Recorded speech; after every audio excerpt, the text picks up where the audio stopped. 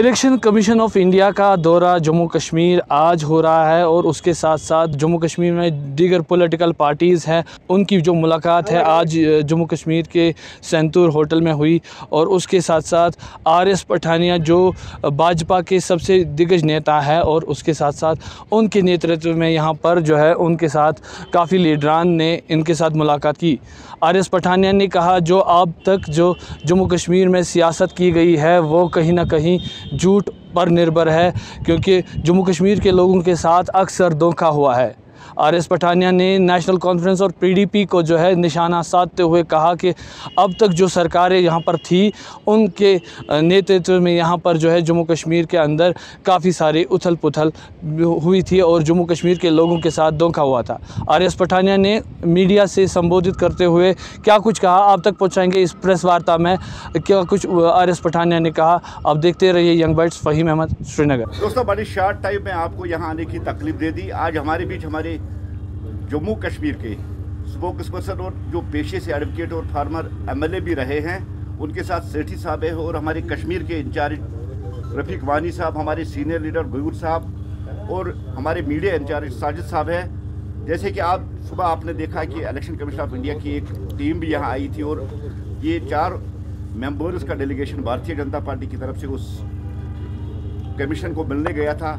मैं अब सीधे पठानिया जी से ही गुजारिश करूंगा कि वो अपने जो मीडिया के दोस्त हैं उनसे सीधे बात करें। पठानिया साहब जी। सबसे पहले तो आप सभी को और आप सबके माध्यम से पूरे जम्मू कश्मीर और पूरे हिंदुस्तान और पूरी दुनिया भर में मुस्लिम भाइयों को माह रमज़ान के मुक़द्दस इस महीने की मुबारकबाद पेश करता हूं।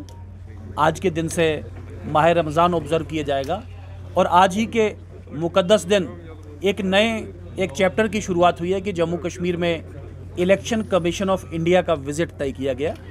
और इस इलेक्शन कमीशन विज़िट ये को प्लान नहीं किया गया, इंसिडेंटल है। आज माह रमज़ान एक दिन पहले भी एक दिन आगे पीछे भी जा सकता था, लेकिन इंसिडेंटल है। इसका मतलब है कि जम्मू कश्मीर के लिए पॉजिटिविटी, जम्मू कश्मीर के लिए अच्छे दिन हैं। तो आज के दिन ही, इस मुक़द्दस दिन के दिन अपील करेंगे कि जम्मू कश्मीर के लोग ज़्यादा से ज़्यादा इस प्रजातंत्र का जो पर्व है इलेक्शंस, इसमें ज़्यादा से ज़्यादा लोग पार्टिसिपेट करें।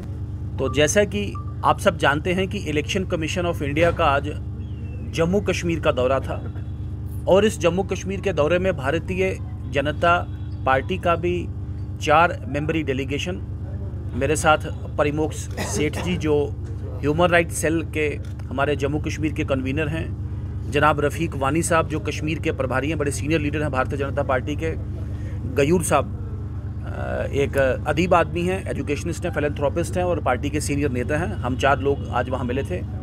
बड़े खुले और ओपन माहौल में जम्मू कश्मीर में एक फ्री और फेयर चुनाव और फ्री और फेयर चुनाव के साथ साथ जम्मू कश्मीर के आवाम को भी अपील करना चाहते हैं कि आने वाले चुनाव में मैक्सिमम परसेंटेज में वो भी आज अपना वोट डालें।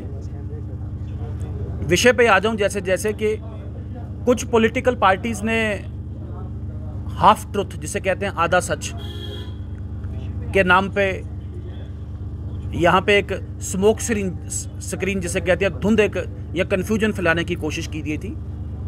मैं डायरेक्ट उस विषय पे आ जाऊं कि भारतीय जनता पार्टी जम्मू कश्मीर में प्रजातंत्र की और प्रजातंत्र का जो सबसे बड़ा जो पर्व है जिसे चुनाव कहते हैं, भारतीय जनता पार्टी जम्मू में चुनावों की पक्षधर है।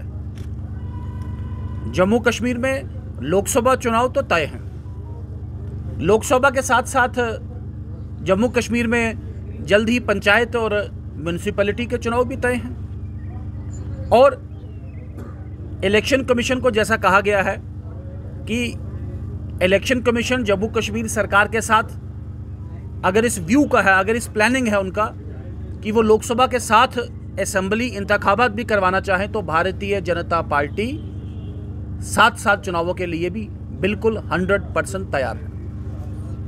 भाजपा तैयार है और नेशनल कॉन्फ्रेंस, पीपल्स डेमोक्रेटिक पार्टी और कांग्रेस ये सब फ्रॉड हैं।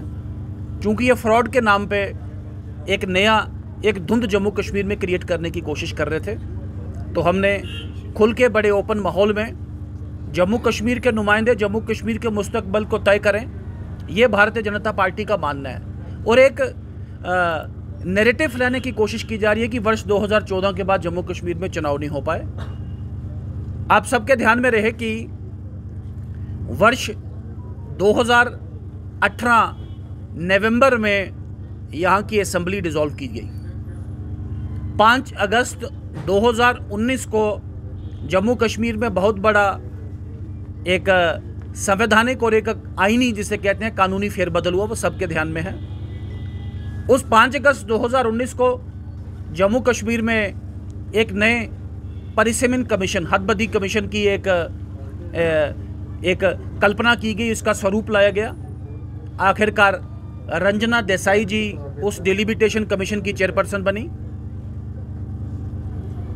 कोविड वेव होने के बावजूद भी उस डिलिमिटेशन कमीशन ने जम्मू कश्मीर के कोने कोने में जाके हर पॉलिटिकल पार्टी, हर स्टेक होल्डर के साथ बात की और रिकॉर्ड समय में, इससे पहले हमारे पास इंस्टेंसेस भी हैं कि 5-5 साल भी डिलिमिटेशन कमीशन अपना काम करते रहे और उसके बाद रिपोर्ट आई। लेकिन पूरे जम्मू कश्मीर का खाका, जम्मू कश्मीर में लोकसभा का भी परिसीमन हुआ, विधानसभा का भी परिसीमन हुआ और वर्ष 2022 में उस परिसीमन कमीशन का, मैं ये गैप एक्सप्लेन कर रहा हूँ आपको, जैसे कहते हैं 14 और उसके बीच में कोई गैप वाली कोई ऐसी बात नहीं थी। तो जब एक परिसीमन कमीशन गठित था तो चुनाव तो उसके बाद ही होना था। वर्ष 2022 में उस परिसीमन कमीशन ने अप्रैल में अपना रिपोर्ट दिया और उस रिपोर्ट को एक डिटेल्ड उसके एग्जामिनेशन के बाद भारत सरकार ने और उसके बाद भारत के पार्लियामेंट ने सितंबर-अक्टूबर 2022 में उसे अपना मंजूरी दिया। अब उस मंजूरी के बाद एक तय था कि एक कॉम्प्रिहेंसिव वोटर रिवीजन होना, क्योंकि जो पोलिंग बूथ पहले ए विधानसभा में थे वो बी विधानसभा में गए, कुछ पोलिंग बूथ बी में थे वो सी में गए, तो उन वोटर लिस्टों पे तो चुनाव हो नहीं सकता था। तो आखिरकार इलेक्शन कमीशन ऑफ इंडिया ने कॉम्प्रिहेंसिव एक वोटर रिवीजन किया और 5 अगस्त 2019 के बाद वेस्ट पाक रिफ्यूजीज, वाल्मीकि और जम्मू एंड कश्मीर की वो बहनें जो गैर कानूनी और गैर आईनी ढंग से जिनसे जम्मू कश्मीर में वोट डालने का हक छीना गया था, वो भी जम्मू कश्मीर के वोटर बने। अब उस एक्सरसाइज के बाद स्टेज सेट है और इस सेट स्टेज में कोई डिले नहीं हुआ, कोई एलोंगेशन नहीं हुआ, कोई गैप नहीं आया, कोई चुनाव से भागा नहीं। तो ये हम आपके सामने बात करना चाहते हैं। ये इस किस्म की भ्रांतियाँ या इस किस्म के जिसे कहते हैं आधे सच और इस किस्म के फ्रॉड, मैंने इसीलिए कहा कि ये पॉलिटिकल पार्टियां फ्रॉड फैला के कश्मीर की जनता को भ्रमित करना चाहती थी। तो जम्मू कश्मीर में लोकसभा चुनाव, विधानसभा चुनाव, जम्मू कश्मीर में पंचायत के चुनाव और जम्मू कश्मीर में म्यूनिसिपैलिटी के चुनाव भी जल्द ही फ्यूचर में होंगे। इस विषय के साथ साथ यहाँ के जो कश्मीरी पंडित भाई हैं, जैसा कि तकरीबन को 44,000 लोग हैं जो कश्मीर के लोग जो जम्मू रिलीफ कमिश्नर के साथ रजिस्टर्ड और जम्मू में अलग अलग जोन्स में रहते हैं। 20,000 के पास ऐसे माइग्रेंट हैं जो तकरीबन दिल्ली के आसपास रहते हैं और 10,000 ऐसे हैं जो कश्मीर में 3 कैंप्स हैं, यहाँ पे भी रहते हैं। कुछ वो पीएम पैकेज वाले मुलाजमीन हैं और कुछ और जो प्रोटेक्टेड एकोमोडेशन में रहते हैं। इन तीनों को जो एम फॉर्म की जो प्रक्रिया है, पहले तो एम फॉर्म की प्रक्रिया बड़ी टेढ़ी है, बहुत कम लोग एम फॉर्म के लिए जाते हैं, समय उसमें बड़ा कम होता है और जो लोग एम फॉर्म के लिए ऑप्ट भी करते हैं तकरीबन आधे ही लोग हैं जिनका एम फॉर्म अप्रूव होकर आता है और बाद में उनका असेंबली में अपना वोट डालने का हक मिलता है। हमने बात की है कि जिस तरह ज़िला विकास परिषद के चुनाव में, डीडीसी चुनाव में यहाँ के जम्मू कश्मीर इंतज़ामिया ने जो अरेंजमेंट किया था कि आप पोलिंग बूथ ही वहाँ सेट करें, आप उनके जोन्स में, चाहे उनका जोन दिल्ली में है, चाहे उनका जोन जम्मू में है या उनका जोन कश्मीर में प्रोटेक्टेड जगह पे है, आप वहीं पे पोलिंग बूथ सेट करें, फिर आप वो ईवीएम से वोट डलवाएं कि बैलेट से वोट डलवाएं।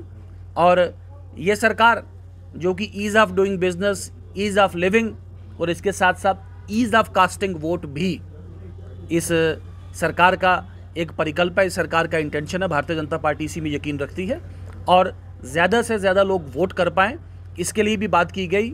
इन सब के अलावा जैसे कोई रजिस्टर्ड सोसाइटीज़ हैं तो मोबाइल पोलिंग बूथ्स का भी एक प्रावधान है, उसके लिए भी बात की गई कि सोसाइटीज़ में मोबाइल पोलिंग बूथ्स लगा के उन्हीं सोसाइटीज़ के बाहर ही, कोई कहाँ का रहने वाला, कोई कहाँ का रहने वाला, लेकिन अल्टीमेटली किसी एक रजिस्टर्ड सोसाइटी में रहते हैं तो वहाँ पे भी उनका एक कम्युनिटी जिसे कहते हैं पोलिंग एक हो जाए, जिससे पोलिंग परसेंटेज बढ़ पाए।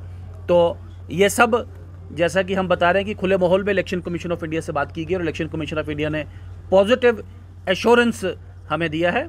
हमारा मानना है कि ये भारतीय जनता पार्टी के कार्यकर्ता घर घर जाके सबसे पहले तो हर एक आदमी अपना वोट को एक्सरसाइज करे, ये वोट को एक्सरसाइज करे और कश्मीर की जनता भी मैक्सिमम तर्ज पे वोट डाले। और जो डेट लाइन पंच लाइन है, आपको बता दें कि इस विधानसभा चुनाव में भी भारतीय जनता पार्टी की सरकार बनेगी जम्मू कश्मीर में, और लोकसभा चुनाव में भी कमल खिलेगा। यहाँ भारतीय जनता पार्टी फिर एक रिकॉर्ड टर्म के लिए तीसरी बार दिल्ली में अपनी सरकार बनाएगी और जम्मू कश्मीर में सबसे बड़ी पॉलिटिकल पार्टी बनकर भारतीय जनता पार्टी उभरेगी, जैसा मैंने आपको कहा है।